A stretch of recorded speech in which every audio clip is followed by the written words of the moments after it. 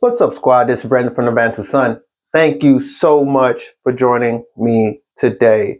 So, I wanted to talk about some recent moves that, while the world is burning, Europe is making in the background. So, of course, you have the situation with Iranian protests, America trying to break its way and get the Venezuelan oil industry up and running. And you also have Prime Minister of Canada, Mark Carney, doing his best Charles de Gaulle impersonation, trying to buck the American establishment and be rebellious with him cozying up with China. And while this is happening right now, Europe has, or European leaders have been taking pretty much a detour down to South America, and they're on the verge of signing what has possibly been in the works for 25 years. And this is a trade agreement between the European Union and Mercosur. And Mercosur is the Latin American trade agreement that they have going down there. I thought this was really, really interesting. I saw pictures of, uh, obviously, head of EU Ursula von der Leyen meeting with President da Silva in Brazil, but the actual signing, ironically, takes place in Paraguay. So on my initially anybody would say, wow, this is great. This is considered one of the largest trade deals ever if this gets approved. It's going to be the primary drivers of this is going to be the European Union, and within that Mercosur fashion, and the people that actually attended was Argentina, Paraguay, Uruguay, and Brazil. One of the little caveats was Brazil leader Da Silva is not going to Paraguay. He actually met Vanderlei in Brazil. Now, his administration charges that to what they would consider to be scheduling conflicts, which I think is complete rubbish. Because if this really is that important, you're not missing out on this sign of unity on that South American continent. I think this is more symbolic of um, a contention between Brazil and Argentina, maybe, or Brazil and the other countries on in Mercosur. But nevertheless, the actual signing is taking place in Paraguay. Paraguay has been slowly rising as Europe's South. And that said a lot about Uruguay, Paraguay, and Argentina, as they're kind of the new Europe that is the old Europe. The new Europe is changing too rapidly. It's too diverse.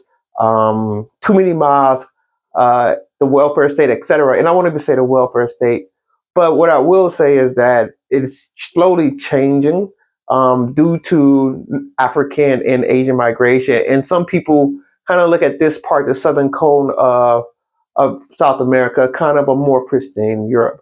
So Paraguay has been getting a reputation for that, whether they want it or not.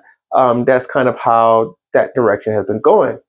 But obviously, it looks impressive on the surface. I wonder what's going on with De Silva in Brazil with the rest of them, where he didn't want to go down to Paraguay to sign it. And Vanderlei made sure she went to Brazil. And of course, South America is really nothing without Brazil. Brazil is 50% of the geography, 50% of the population.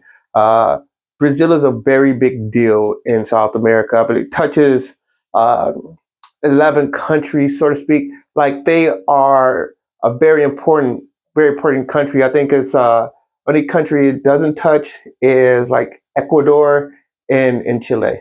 So you have this situation where Brazil is very prominent. If you go to South America, you're looking for trade, you have to go to Brazil. A couple 100 million people, market desperately needed. But nevertheless, they went down there. And of course, initially it looks interesting. But when I really look into it, I find it to be asinine to the point of ridiculous. This is where Europe is putting its eggs in its basket.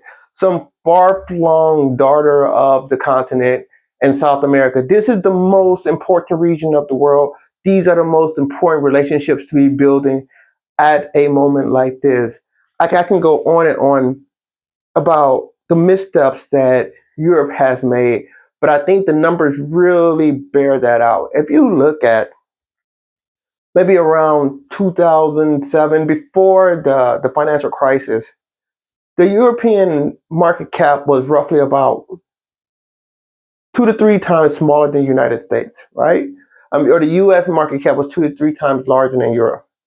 Now that market cap is about 4 to 6 times larger than Europe. America has been running laps around Europe, which was supposed to be one of the forefronts of societal development, which it has historically been. But this generation of leaders, they have taken the wrong lessons from history. And I think they look back and they see old Europe and they said the lesson to learn was not to compete, where I think the true lesson was they're stronger together. And why do I say they take this lesson of not to compete? Well, you see what they do with Greenland. They're sending symbolic forces there. This country sending 3 or 4 people. That country sending 2 to 3 people. It's all nonsensical. They had an opportunity under the umbrella of the United States. And this is what I always go back when I talk about the Caversham kangaroos, the kangaroos that got so fat that they didn't even want to work no more. Europe was under the aegis of the United States for the last 70, 80 years with NATO. And what have they done other than basically lost control of their countries through, lack of a better phrasing, the welfare state? Like demographic collapse. Some countries, a lot of countrymen are escaping to South America because they say they don't recognize their country anymore. You know, this was the Christian bastion. Now there's cities that wake up to the Muslim call of prayer. And that's not the contention. The contention is Europe seems to have lost its teeth, its desire to compete. They got comfortable, they got fat. I swear they went down to this part of the world looking for winter vacation homes because there's really no opportunity, true opportunity for growth, power, and development for Europe and Paraguay and Uruguay at this stage of the game. You want agriculture? They have some of the best agricultural land in the world in Eastern Europe. Countries like Romania, Poland, Ukraine, Bulgaria, etc. You want markets? There are plenty of markets right there next to Europe. Countries in North Africa, West Africa, Middle East, Eastern Asia. They sat on their hands. They sat on their hands during this whole Iranian crisis, where the continent or the countries that could have benefited the most from a free Iran would have definitely been Europe in the region. And they have continuously, like what you talking about, Nord Stream pipeline, the French getting kicked out of Africa, this debacle that's going on in Ukraine. There's poor showing in Greenland, where I would, if I was from Greenland, I would not want to be a part of these guys because these guys don't. They're not about the life that they need to be the leader, to lead Greenland, to provide them a level of development. Why would you even want to be protected by a country? Stephen Miller, who I believe is the architect of a lot of Trump policies, he mentioned this in the interview, which you can kind of say is the doctrine of this administration. Is, can you really claim domain or something if you can't care or defend it? And this is a very valid point to be made. How can these countries sit here and say, okay, Denmark, you can control them, you can control, or you have sovereignty over Greenland, of course, but when it needs to be defended, even the people in Greenland saying, hey, we're happy where we're at, you guys are sending a handful of soldiers? Like, what kind of leadership is that? What kind of leadership is that? At least if you're going to go out, if you're going to claim that mantle of leadership, at least be full-hearted, enthusiastic about it. And this is just this trade deal. And though a lot of people are lauding it, it's absolutely asinine, absolutely ridiculous to me. I find pretty much no benefit. It's just two regions of the world, especially in Europe. They just want to sit around, talk about the good old days, and enjoy a comfortable life, which is quickly coming to an end, by the way, because the reason why what they're doing don't work is because they live in a bubble, and that's not the real world. There are hungry countries out there like China, like Vietnam, like India, and they're coming from your lunch. They're tired of hovering.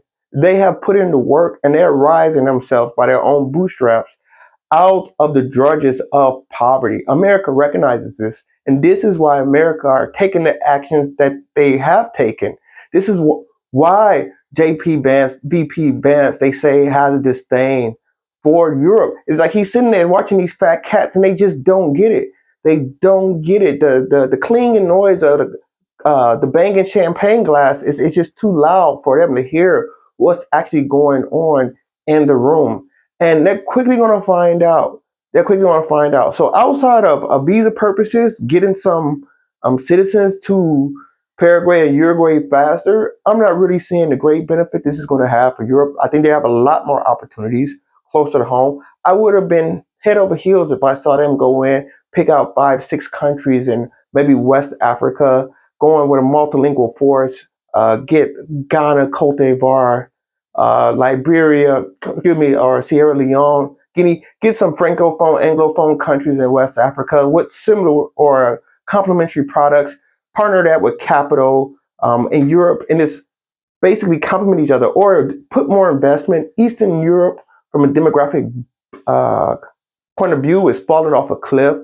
Get some energy back into the continent where you can provide a livelihood, a future optimist lifestyle for the citizens of the European Union. But this isn't what they're doing. They're going all the way to Paraguay, Uruguay, Argentina to slap high fives because they're not going to be able to maintain those markets if something crazy happens. I understand a country like China going out there because China don't really have a choice. It's not that many bread baskets that close to China, all things considered. China lives in a very cluttered box and is very competitive. So South America to a China is a breath of fresh air. But South America to Europe, all I see is all the opportunities that Europe has just to get to that side of the world. And it's completely confusing to me why they did it. And on top of this, Trump is getting impatient with this Greenland situation. So all those countries that like to send these handful of symbolic soldiers to Greenland, he's about to come down with a 10% tariff on these guys that's supposed to be kicking in early February. That 10% tariff is going to be kicking up to 25% as May. Truthfully, I think he's being nice because he's giving them ample time to get on board with what he's trying to propose because he seems really committed to it. So I think Europe should be trying to get what they can get out of the deal. Now, the time to prepare, the time to defend the whole Greenland was before. Now is the time of reckoning, and Europe has to get on board with that somehow. But either Trump is being lenient and giving them all this time because the real tariffs, they're not going to kick into that 25% mark in May. This 10% is going to be a little punitive, but they'll probably really start to feel that pressure in May when that 25% kicks in. But this could be an opportunity for American industry to start ramping up to fill those holes in the market. But Europe definitely needs to make a decision. I believe it's going to be 8 countries, and those 8 countries are all pretty much neighbors in that northern Western European area. We're looking at the Scandinavian countries, your Norway, Sweden, your Finland, of course, Denmark, Germany, France, Netherlands, and United Kingdom. So these are the countries that are proposed to get these tariff hikes, and these are also the countries, many of them, I believe all except Finland, which have or plan to send troops to Greenland and protest of what Trump's doing. Symbolically send troops because the troops they're sending, they're to do nothing but to make a show of force. And how symbolic that is of what Europe has become. After all this time, after all the things that Europe has done, you can say in a positive way. You know, it's many parts of the world that when the civilization of Europe confronted them, those civilizations absorbed parts of Europe. And you can say, well, Europe did this and that, but I think if Europe, you look at the Aztecs, right? That were the Aztecs and they were happy. Do you think Hernan Cortez would have been so successful if he wasn't able to sway the Aztec neighbors because they were tired of the Aztec crazy rituals of ripping people's hearts out on top of pyramids? So, you know, you have these people, of course, you can say all the things that Europe done, and they have done a number on the world. That's no question about it. And there's certainly area for in relationship improvement, but that's a good thing. That's not a bad thing. It's a good thing to say, okay, you know, even though we have wronged somebody, I think about America and the United States, or even better, America and Japan after World War II. Even though there was a lot of bad energy between the United States and Japan, the ability to build a relationship afterwards is the true height of influence. And the true height, I think, of being benevolent. The ability to convert an enemy, I think, is a powerful thing. But Europe has not been able to do that. As you can see, that with the expulsion of France from Africa, and which they readily gave up, because they knew they really had nothing to offer those African countries. But those are my thoughts. I'd love to hear your thoughts. Comment below, like, share, subscribe if you enjoy the content. And until next time, take care. Bantu up.